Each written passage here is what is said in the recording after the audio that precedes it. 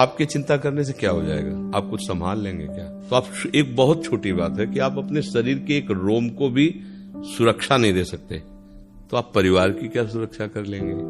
आप किसी की क्या सुरक्षा कर लेंगे? मतलब आप असमर्थ हैं। वो आपसे करवा से हो, आपकी भुजाओं में बैठकर वो ऐसा कार्य करवा सकते हैं कि आप खुद सोचेंगे कि ये तो हो ही नहीं सकता था मेरे से। उनके आश्रित रहो।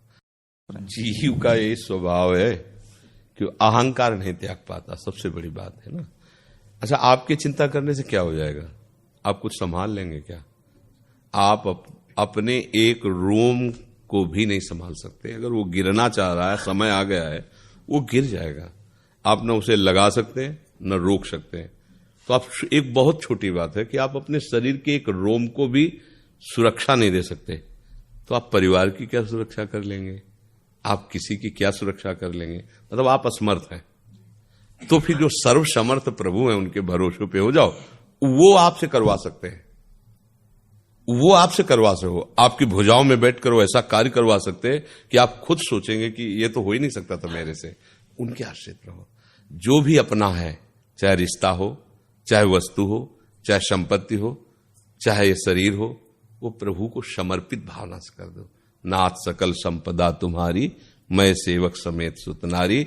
हे प्रभु, अब आप जानो, आप देखो। तो आपको जब कभी किसी की चिंता हो तो प्रभु की तरफ देखो कि नाथ, इस शरीर से इसका ये संबंध है, मेरी तो सामर्थ्य नहीं, पर इच्छा है ये सुखी रहे, स्वस्थ रहे, चाहे वो बच्चा हो, बच्ची हो, रिश्ते हो, नाते हो। प्रभु आप देख लो, आप जैसा समझो। बस अपना काम इतना है। हो सकता है हमारे मन की बात है कि मान लो आप हमसे जुड़े, अभी आपको दुखी देखें तो हम आपसे थोड़ी कहेंगे, हम तो श्री जी से कहेंगे कि श्री जी ठीक है, जैसे भी हैं पर है तो आपके ना, अब आप संभालो, आप देखो। ऐसे आप भी जो आपसे जुड़े हैं, जहां आपका मन जुड़ा है, तो आपको उनकी सारी की सारी चिंता इनके चरणों में दे देंगे। प्रभु आप देखो, और वो सब संभाल लेंगे। प्रभु सब विश्वास करो, वो सब। प्रणत कुटुंब पाल रघुराई, गोस्वामी तुलसीदास जी कहते हैं, शरणागत के, प्रणत माने शरणागत के परिवार को भगवान पालते हैं। कुटुंब पाल रघुराई। चिंता ना करो, चिंतन करो, भजन करो, उसी से सब ठीक हो जाएगा। कई बार हमने सत्संग में सुना है, एक सोझा नाम जी के भगत थे, गृहस्थ। तो सत्संग और भजन के प्रभाव से उनको एक दिन लगा कि अब मेरा जीवन व्यर्थ संसार में जा रहा, अब मैं विरक्त होकर भगवान का भजन करूंगा। तो शास्त्र की बात आई कि अब तो ब्याह कर चुके हैं और नवजात शिशु बच्चा भी था, क्या करूं? तो पत्नी से उन्होंने कहा, देखो हमारा निश्चय हो गया है, अब हम भगवान का भजन विरक्त होकर करेंगे। आप पत्नी, इसलिए आपसे हम कहते हैं कि यदि आप चाहो तो हमारे साथ चल सकती हो, और अगर आप ना चाहो तो ये सारी संपत्ति, घर परिवार सब आपका, मुझे जाने दो। तो उनका, मुझे संपत्ति सब नहीं चाहिए, मैं आपके साथ चलूंगी। तो बोले अपने साथ कुछ नहीं ले चलना होगा, मतलब कुछ नहीं तो कुछ नहीं। उनका ठीक है। पर उन्होंने गोद में अपने नवजात बच्चे को लिया और चल दिया। जब काफी दूर चले तो बच्चा लेके चलने में पीछे हो ही जाते हैं, तो पीछे मुड़ को देखा, उनका गोद में क्या है? उनका बच्चा।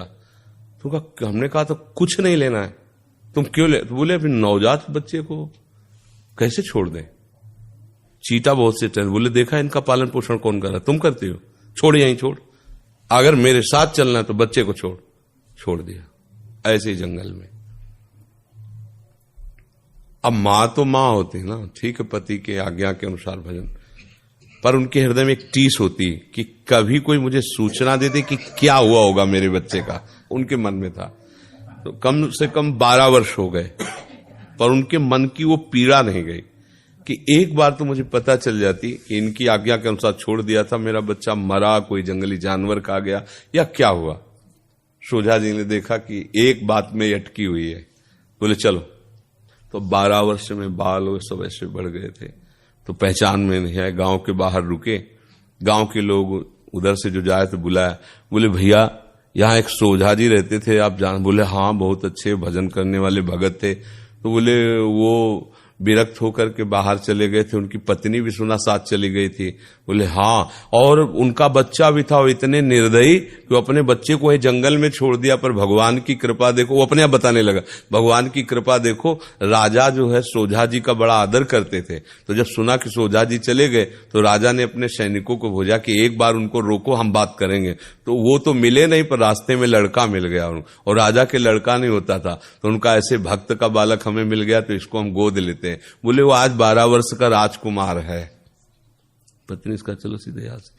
बोले समझ गई, तुम चाहे जितना कमाती, चाहे जितना हम कमाते, वो उतला नहीं प्राप्त कर पाता, और भगवान के सहारे छोड़ दिया तो राजकुमार बना बैठा है। तो हम अगर अपनी चिंता खुद ढोएंगे तो परेशान हो जाएंगे, कुछ कर नहीं पाएंगे। तो अगर अपनी चिंतामणि प्रभु के चरणों में समर्पित कर देंगे तो बात बन जाएगी।